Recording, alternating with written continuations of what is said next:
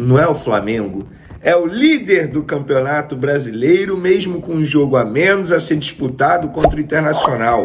O Flamengo fez o seu dever de casa, como já era de se imaginar, e na minha opinião era obrigação fazer esse dever de casa. O Flamengo vence o Atlético Goianiense e fica na liderança do Campeonato Brasileiro depois das derrotas de Botafogo para o Cruzeiro e da derrota do Palmeiras para o Vitória dentro do Allianz Parque.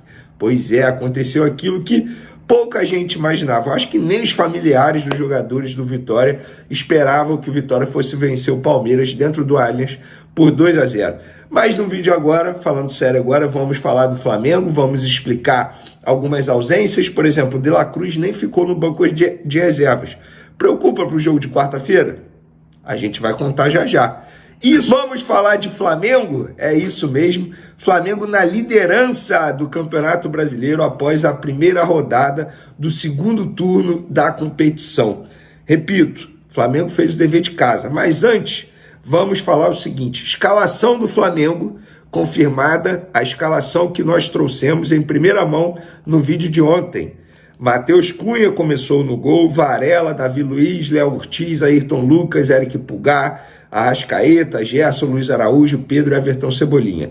Eu sei que você aí duvidou que o Matheus Cunha seria o goleiro titular, porque lá na outra emissora cravaram o Rossi como titular. Eu avisei a vocês que gostam de jogar aquele fantasy game, de escalar jogadores e tal, muita gente me mandando mensagem, olha, vou confiar, não vou confiar, Matheus Cunha vai. Matheus Cunha jogou. Por que Matheus Cunha jogou?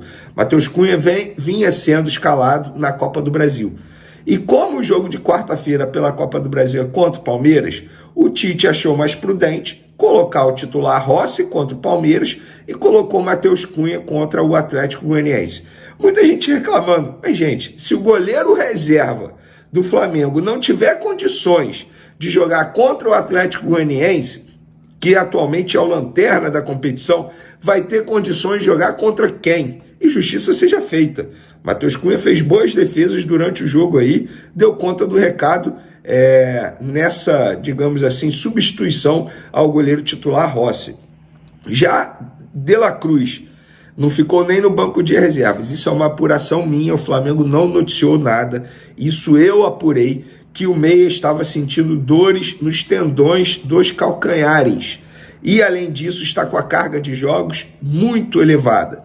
Não está acostumado a jogar essa quantidade de jogos em uma só temporada.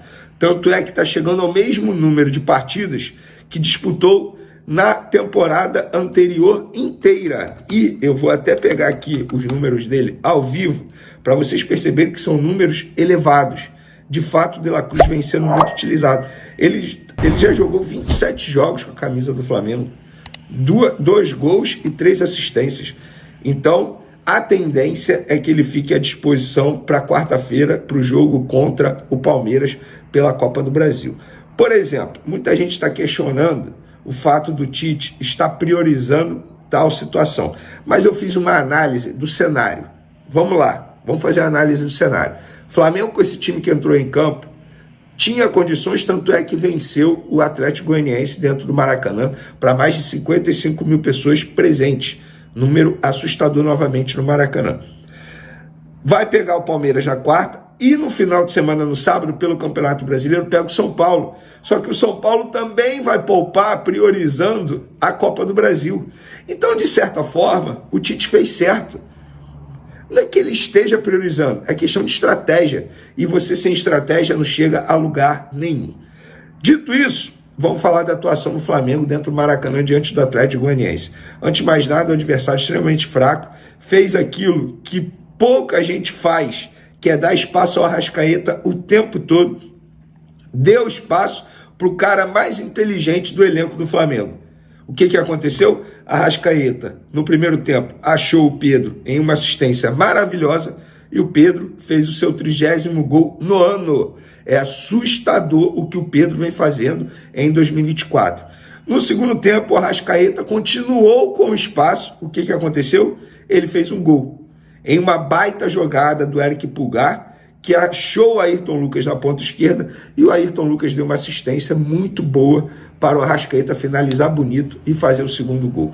Depois do segundo gol, o Flamengo deu uma amenizada, deu um certo descanso, tirou um pouco o pé e ficou apenas esperando o Atlético Goianiense, só que o Atlético Goianiense não mostrou nenhuma força, nem de sequer fazer um gol no Flamengo. Fato é que, vamos lá, atuações individuais. Para mim, o Léo Ortiz tem que ser titular ao lado do Fabrício Bruno. A qualidade na saída de bola quando o Léo Ortiz joga é outra história.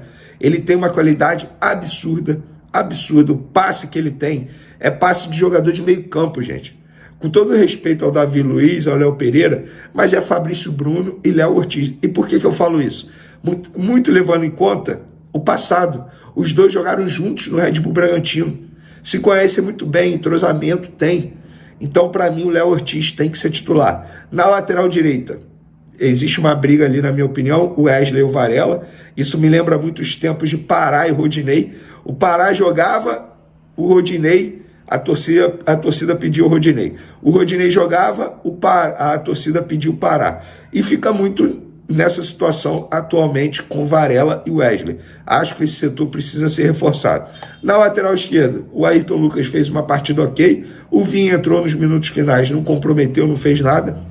No meio de campo, com todo respeito quem pensa diferente, mas não dá para criticar o Eric Pulgar o tempo todo. O Eric Pulgar joga muita bola. No segundo tempo, no segundo gol do Flamengo, ele inicia a jogada. Jogador de primeiro volante, ele vai em profundidade, quebra linha defensiva, acha o Ayrton Lucas, joga muita bola. Acho até que o Gerson, na minha opinião, foi o melhor em campo, disparado. Jogou muita bola o Gerson, mas muita bola. O que ele vem fazendo depois que ele retornou daquele problema que ele teve, que passou por uma cirurgia, tá jogando muita bola. Palmas para a partida do Gerson. Eu vou eleger o Gerson como o melhor em campo diante do Atlético Goianiense. Arrascaeta, repito, jogou livre, com uma liberdade rara, inclusive, não teve muito trabalho. Ele, com liberdade, deu uma assistência e fez um gol.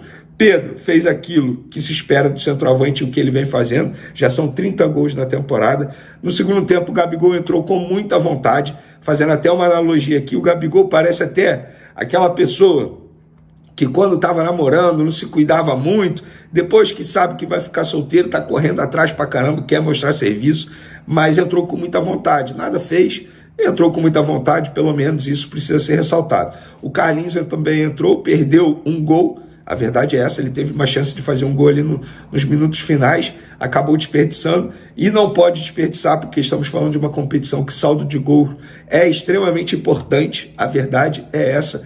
Cada gol é importante, inclusive a derrota do Botafogo ontem, por 3-0.